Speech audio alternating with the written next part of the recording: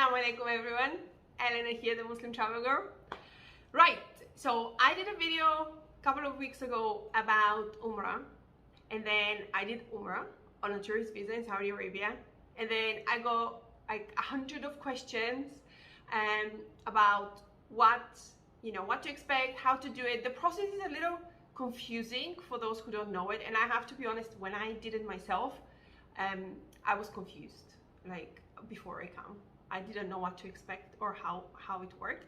So it's totally normal if you feel this way. However, I decided to do a Q&A because of the 100 of questions I received, and I have kind of summarized them in about 26 questions so far, and I'm going to go and answer pretty much all of them because I think it's important. Some questions are very similar, so I've obviously categorize them together. Some questions are very specific to the person. When that was the case, I tried to actually answer them.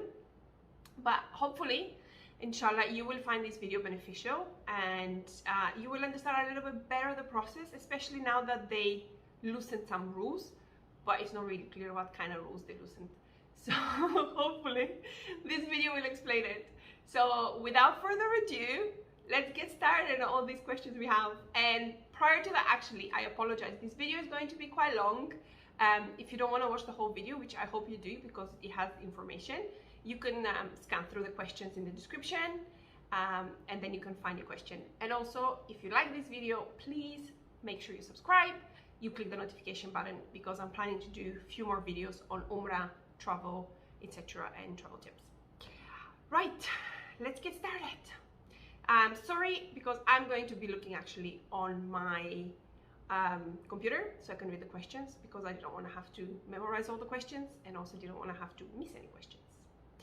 So, number one question: what is the process of Umrah and how does it work? Right, so there are two aspects of this. There is the Umrah visa that gets you Umrah only, and it's the way that was done up until a few years ago, and now is the tourist visa, which gives you access to Umrah but also to exploring Saudi Arabia. If you are interested, I have some Instagram posts on exploring Saudi Arabia, but you can obtain and you can do Umrah on a tourist visa, which is pretty much what everybody does because it's the easiest process to get the visa. It's the cheapest. You can do it yourself online. You only have to visit visa.visit I think, visit Saudi Arabia. I do have a link for an article and a DIY guide. I'm going to be linking it for your eyes only. So once you go into the website and you complete your details, the visa process is pretty simple. You just need to upload a photo, so make sure you have taken a photo prior to actually you starting the whole process. It doesn't have to be a professional passport photo. For pretty much all of my visas, I actually used one of my normal photos that I took on a background, and it worked perfectly fine. So you don't have to stress that it needs to be a passport photo for your visa. You need to complete some information about the visa process actually. So you need your details. You need, for example, where are you staying in Saudi Arabia. Now, this is a multi-entry visa, so you don't have to know exactly your hotel. You can put any kind of hotel, the first hotel when you arrive, basically. Because if you do subsequent visits, then you wouldn't know your hotel if you have a visit planned in 6 months, for example. The same applies to your flights. They basically want kind of like the first flight of your arrival. So you don't have to stress that you don't know all of your flight details, etc. You complete everything, you have insurance covered. However, I would still recommend getting travel insurance, and then you obtain your visa. Once you obtain your visa and you have booked your flights and you have booked everything else that you require, like hotels and transport, etc., you have to complete 72 hours prior to arrival the Mukim app, which is basically a locator form for every other country. And it asks you for your flight details, and it also asks you for your vaccination status and the dates that you have done it. I do have a different video process for this that I uploaded, and I'm going to link it for you, which explains basically pretty much all the apps. Once you're in the country, you have to download tawakalna app, which is basically your immune status app, and the Itmarna app, which is basically your booking app for the 2 holy cities of Mecca and Medina. In this one, you book your Umrah, and in this one, you book your prayer times for Mecca. In Medina, they removed that, so you can go and pray anytime you want because it's not as busy. And I believe now they have removed the Rhoda application from that. But you could have booked the Prophet's visit of the Prophet in the Itmarna app. And basically, these are the 3 kind of apps that you need once you have issued your visa in order to enter Saudi Arabia. And they are going to check these apps. The tawakalna app gets checked pretty much everywhere, and you ideally want to have it booked. You have to have it downloaded if you don't have international SIM card, etc. Now, the good part is that if you are arriving in Saudi Arabia, you have the option to buy your SIM card pretty much in the airport, so that you are, you're ready for it. I think once you exit the baggage area, literally the gates for the baggage area or the front of Jeddah Airport, you're going to see the taxi stand where you can order your taxi for Mecca or Medina, or you can take the train. And then on your left hand, there is a mobile stand where you can buy your SIM card. This will be the easiest option for you, because once you get into your taxi to your hotel, they will check your tawakalna app in your hotel. So you want to have that process prior to that. And then in order for you to do your Umrah, especially if you're in Ihram, you have to have the Itmarna app in order to book your slot. And then that's it. That's basically the process. And you can pretty much go straight if you have a slot for your Umrah. Another question that came through the process, and that's the second question, is do you need the meningitis vaccine? Because that was a requirement for Umrah travel. So in the previous Umrah visa, and for those who are entering on Umrah visa, that's still probably a requirement, which I believe it is, you would needed the vaccination. For the tourist visa, you don't need this vaccination in order to arrive. You obviously need a COVID vaccine, 100%, but you don't need the meningitis certificate, the meningitis vaccination and certificate. However, if you want to do it, of course you can do it. You're still going for Umrah. There's still different cultures. There's still different, we have the experience from COVID. So that's totally up to you, but it's not actually a requirement in order for you to get the visa. The third question, which is very, very popular, has to do with whether you can use the apps outside the country. Unfortunately, you cannot use the apps outside the country, and that for me makes pretty much sense. They're geotagged, and in order for you to actually book your slots, it's better for you to be in the country. Also, if you were planning to come in January, slots don't open until about 3-4 weeks prior, so you wouldn't even be able to book your slots. So it doesn't make sense for you to actually book your download the apps and try to register. They're not going to let you register, so you cannot use them outside the country. There are people who have actually tried that, so it's 100%, because they messaged me and they said, oh, we can't use it out of the country, what are we going to do? And the fear with that is that you wouldn't find slots. Now, with the new regulations, actually slots have pretty much opened and they're back to normal times, so you wouldn't have a problem finding slots for prayer unless it's Friday, but obviously that's much busier. However, for normal days and for Umrah, there are always slots because they obviously prioritize people who are on Umrah here, and you do your Umrah in the next to the Kaaba basically. Can children enter the mosque? Unfortunately, children cannot enter the mosque unless they're over 12 and they're fully vaccinated. Now, this is a question that came up a lot because children cannot enter the mosque, but also they cannot enter the courtyard area. So even if you wanted to pray in the courtyard, you couldn't pray with your child in the courtyard. In Medina, which I visited, you cannot take the kids into the courtyard, but if you've been to Medina, you probably know where the Hilton and the Shazah Hotel, there's kind of like a courtyard on their own that takes you straight into the masjid. There were a lot of moms that pray there with their kids. That was allowed. So you weren't restricted. You could pray there, but that was not in the courtyard gates. Like after the courtyard gates, people got turned away. People went in with kids and the guards threw them away. The same for Mecca.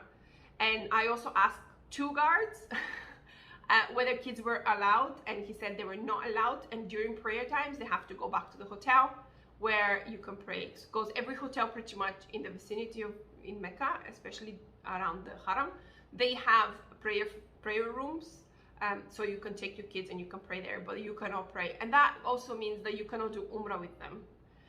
That means that if you were going with kids, and I saw a lot of kids, which I was surprised, I thought I wouldn't see any kids in Mecca, but there were a lot of children in Mecca. However, like they were out when there was no prayer time. Nobody said anything, but when prayer time came, they obviously had to go back, and that is just to protect them, I guess. So they cannot enter. Above 12, fully vaccinated, can enter. Now, the thing with that is that in the UK, as I was made aware, above 12 only have 1 dose of vaccine. They don't have 2 doses of vaccine.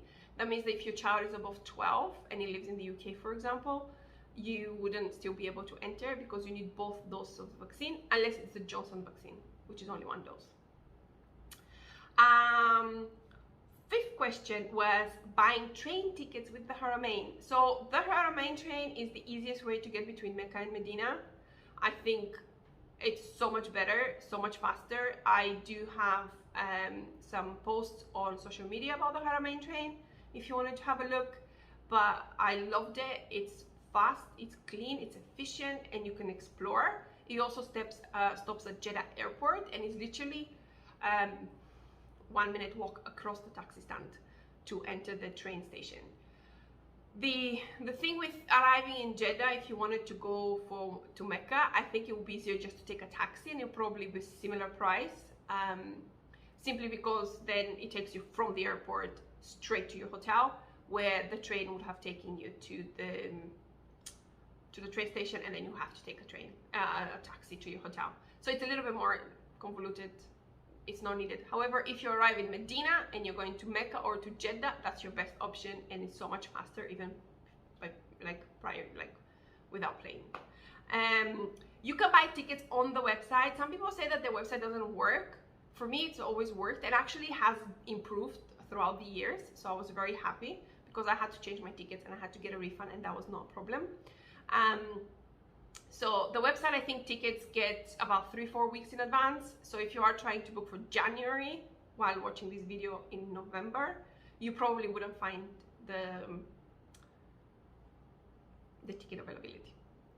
But you can book tickets online. If it doesn't work for you, try from your computer, try from your phone, and maybe clear your history. Sometimes it can get stuck. Can women travel alone for Umrah on a tourist visa? Yes. With the new regulations, since the tourist visa was opened, single women can do Umrah. Now, don't ask me for the Islamic principle of that. Everybody follows differently, has different opinion. But one of the issues I know throughout the years of doing DIY Umrah and doing content on DIY Umrah was that single women above 40, for example, couldn't do Umrah, and they had to go through a group. So for them, that's a blessing. They can actually go on their own, and it's so much more easier because you can just issue your visa, follow the process, and go for Umrah. No questions asked. And you can enter the city on your own, basically. What is the tourist visa validity? Sorry. So the tourist visa validity is for 1 year, 90 days to stay within the country, multi-entry. So you can do 1 month in Saudi Arabia and then go back for 5 months, then do another month, and then go for 5 months, and then do another month, and you will have 3 months. That's the maximum you can do in Saudi Arabia on a tourist visa without a problem, and you can exit and enter multiple times. However, if, for example, you stay in Saudi Arabia for 3 months and you want to re-enter, you cannot re-enter until actually the time of your visa expiration. So if you had your visa, I don't know, in January, and you stay 3 months in September, you have to wait until the next January to do visa, to do a new Umrah, to issue another tourist visa. You cannot overstay it, and you cannot just, because you've used your days, go out and re-enter. It doesn't work like this.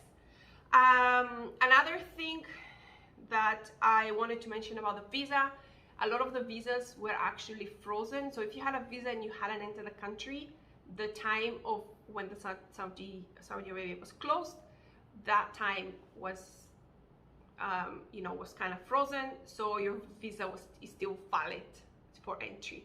And that was the case with my mom, because her visa had expired in, I think it was February 2021, and she entered the country with me in September 2021 with no issue. Is there a limit on the Umrahs you can do? Question number 8. No, there are no limit on the Umrahs you can do. There was a limit about 3 weeks ago. They removed it. You had to wait 14 days. But currently there are no issues with that. You can do an Umrah, go back to the app, book another Umrah without a problem. I tested it after my Umrah and it worked. And my husband tested it on his phone and it worked as well. You obviously do it through the Marna app, but there is no, you know, there is no more that restriction of 14 days. Is it hard to find Umrah slots and prayers? As I mentioned before, they're pretty much to normal capacity, just through the booking slots. So there are more slots, there's more time for prayers and for Umrah.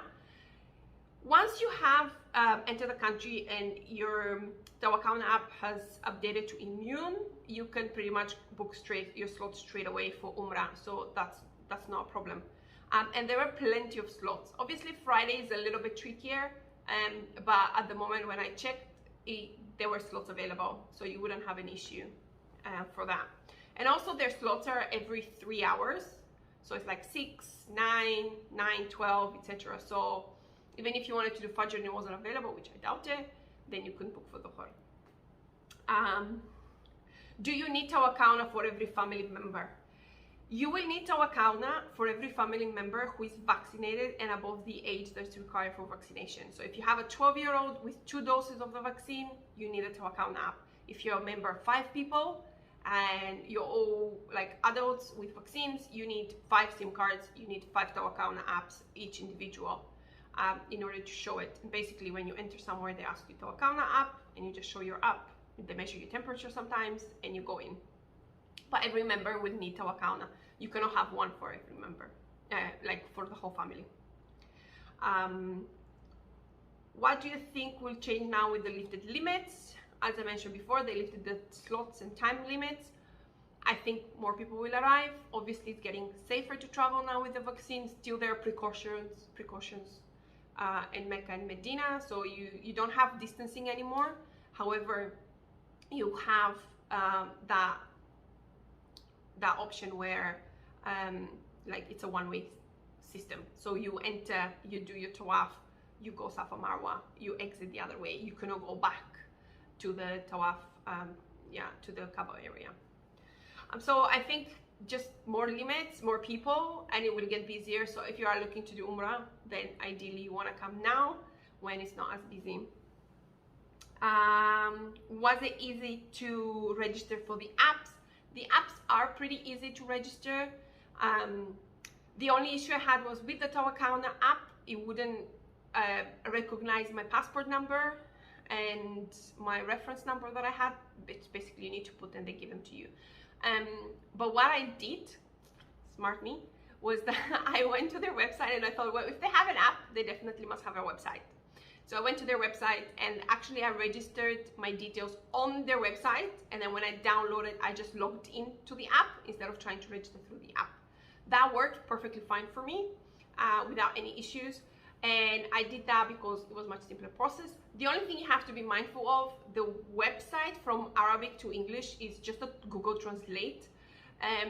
So when you enter the dates, make sure you enter the correct dates, obviously, because it still gives it like, I think it was Hijri or something. It was kind of a little bit weird, so just make sure you pay attention. But it was pretty easy to sign up, and you obviously get a confirmation on your phone number, which is why you need a SIM card. Question 13. Any chance of traveling without vaccine with antibodies? Unfortunately, no. It's clearly stated on their website that you do need the vaccines and not antibodies. Can you, question 14, can you visit other parts of Saudi on a tourist visa? Yes, the whole point of a tourist visa is to visit other parts of Saudi Arabia. And I visited the eastern province of the Dammam and Khobar recently. and it's been a fantastic experience. It's very different from where I am at the moment in Jeddah, so I would highly recommend you visiting other parts of Saudi Arabia. I think the whole point of the tourist visa is actually to enter and to explore the country. They obviously want to have more tourists in, and they have some fantastic history, and they have some fantastic you know, things to see. The only thing I would say with that is be mindful, because it's not as developed as in some countries where they're more used to tourism. So you probably wouldn't find everybody speaking English, you wouldn't find as clear signage in some things, but it's still a fantastic experience, and I would highly recommend it because it's a beautiful country. And I think, you know, if you are coming for Umrah, you should see it. When when tourist visa was not available and it was only Umrah visa, people were complaining that, oh, we can't go anywhere apart from Jeddah, Mecca, Medina. Now it's available, you can travel and you can explore. For those who are on an Umrah visa and they're not on a tourist visa, I think the restrictions still apply. However, if you are and you are looking to explore, there is a category B option. You can see it on the visa website, which gives you that you can apply through the embassy. And people, I know people through the website from MuslimTravelGirl.com that have actually managed to get that type of visa, to get a tourist visa on the group B and enter the country as tourist instead of going for a more expensive option of Umrah visa. So yeah, will 1 dose of vaccine, of Johnson vaccine, be accepted? Yeah, the 1 dose of Johnson is accepted. So if you have that, you can enter, no problems. Do you need to book with an agent? Question 17. You don't need to book with an agent. The whole process is to simplify tourism in Saudi Arabia, which also, I think it was a gift to Muslims that they allowed Umrah on a tourist visa, which not many travel agents were happy with that. But you can enter on your own. You can do a DIY Umrah, do it yourself Umrah. You can plan the whole trip yourself. You don't need travel agents, you don't need Umrah agents, which kind of eliminates them, and obviously that's their livelihood, so it's not particularly good for them. But for people as consumers, it's much easier, and it's also much cheaper because you can just book it. If you are booking Umrah visa, and I'm clarifying that again, you do need a package and you need an agent. However, on a tourist visa, on a Saudi tourist visa, where you can do Umrah and you can visit Saudi Arabia, you do not need an agent. You can just book it yourself. Question 18. Now that everything is opening, will kids be allowed? I can only guess that eventually kids will be allowed once things get safer, and probably they will lower the limits. At the moment, as it stands during this video, kids are not allowed under 12 unless they're vaccinated, unfortunately. Even with my daughter, which she's 2, I cannot take her to Mecca. I took her to Medina. She couldn't enter the mosque, so we were like just outside the gates of the courtyard and we couldn't enter, unfortunately. But I also want to say that it's a precaution, and obviously I wouldn't want to put my kid in danger, so you know, they're doing good on that part in my opinion. Can we do Umrah as soon as we get to Saudi Arabia? So my recommendation for that will be that if you are entering Saudi Arabia, you can go to Medina first, or you can go to Riyadh first, basically to a city that's a little bit further out, just so you do all your preparation, you download all your apps, and you're not in Ihram. It just makes it a little bit harder, I think, at least for me. I want to concentrate on the fact that I am in Ihram and I'm going for Umrah, rather than, you know, faff with all the apps that I need to download, that the SIM card I need to buy, etc. Now, if you have an international phone plan, you can just download them straight, and you've downloaded them, you can just register straight whilst your plane lands. But if you need to buy a SIM card, obviously it's a little bit harder. However, if you want to do that option, you can just buy the SIM card or download the apps. You can sign. Once you have your tawakalna immune, for myself, it updated immediately, and it updates through your mukim, which is the locator form that you completed prior to entering Saudi Arabia.